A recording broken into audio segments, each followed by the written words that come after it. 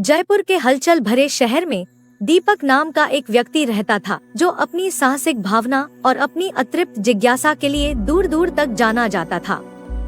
एक दिन गुलाबी शहर की घुमावदार सड़कों की खोज करते हुए दीपक की नजर बाजार के एक शांत कोने में स्थित एक प्राचीन वस्तुओं की दुकान पर पड़ी।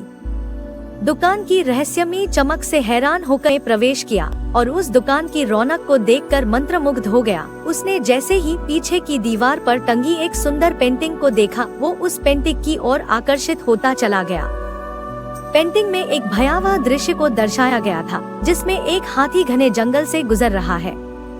उसकी आंखें दुख और अफसोस से भरी हुई हैं। जैसे ही दीपक ने पेंटिंग को देखा, उसकी आंखों से आंसू बहने लगे। वो अपने आप को रोक नहीं पाया और उस पेंटिंग की गहराई में खो गया। कुछ देर तक उसे ऐसा लगा मानो उसका उस पेंटिंग से कोई बरसों पुराना नाता है। इस पेंटिंग में ऐसा क्या है जो मुझे अपनी ओर आकर्षित कर रहा है? मुझे इस पेंटिंग को खरीदना होगा।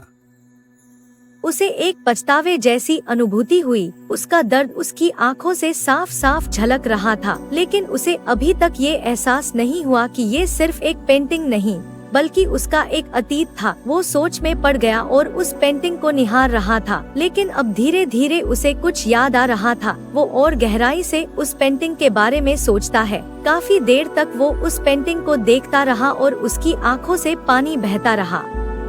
फिर उसे लगा शायद इस पेंटिंग से उसका पिछले जन्म का कोई संबंध है। पेंटिंग में हाथी की इस अजीब अनुभूति के पीछे की सच्चाई को उजागर करने के लिए दीपक ने पेंटिंग खरीदी और इसके रहस्यों को जानने के लिए यात्रा पर निकल पड़ा। उसकी खोज उसे राष्ट्रीय उद्यान के केंद्र में ले गई, जहां उनकी मुलाकात एक बुद्धिमान बूढ़े ऋषि से हुई, जिन्होंने दावा किया था कि उनके पास वे सभी उत्तर हैं जो उन्होंने मांगे थे। बेटा, तुम पिछले जन्म में एक महावत थे और उस पेंटिंग में जो हाथी है वो भोलू नाम का एक हाथी था, जिसका तुम्हारे साथ बहुत गहरा रिश्ता था। तुम दोनों एक दूसरे के बगैर नहीं रहते थे। भोलू को तुमसे एक जमींदार ने पकड़कर छीन लिया था, क्योंकि जमींदार से तुमने कर्ज लिया था जो तुम चुका नहीं पाए थे।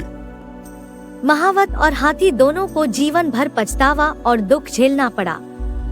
ऋषि ने बताया कि पेंटिंग उनके शाश्वत संबंध को दिखाती है। यह याद दिलाती है कि कुछ बंधन इतने मजबूत होते हैं कि वे समय और स्थान से परे होते हैं। उद्देश्य की एक नई भावना से भरकर दीपक ने भारत के लुप्तप्राय हाथियों के संरक्षण के लिए अपना जीवन समर्पित करके भोलू की स्मृति का सम्मान करने की कसम खाई। उसने इन प्राणियों की दुर्दशा के बारे में जागरूकता बढ़ाने के लिए अपनी आवाज और प्रभाव का उपयोग करते हुए वन्यजीव संरक्षण के एक उत्साही समर्थक बन गए। साल बीत गए और दीपक के प्रयास सफल हुए, क्योंकि उन्होंने बहुत से हाथियों की जान बचाई थी। दीपक ने हाथियों के लिए एक अभयारण्य की स्थापना में महत्वपूर्ण भूमिका निभाई। दुनिया भर से पर्यटक दीपक और हाथियों के बीच अविश्वसनीय बंधन को देखने के लिए अभयारण्य में आते थे, जिनकी रक्षा के लिए उन्होंने अपना जीवन समर्पित कर दिया था। जैसे ही उन्होंने हाथियों को अपने नए घर में स्वतंत्र रूप से घूमते देखा, दीपक को अपने ऊपर शांति की भावना महसूस होती। उसके अतीत के पछतावे का बोझ आखिरकार कम हो गया था। दोस्तों, ऐसी ही और मजेदार कहानी देखने के लिए वीडियो को लाइक और चैनल को सब्सक्राइब जरूर कर लें।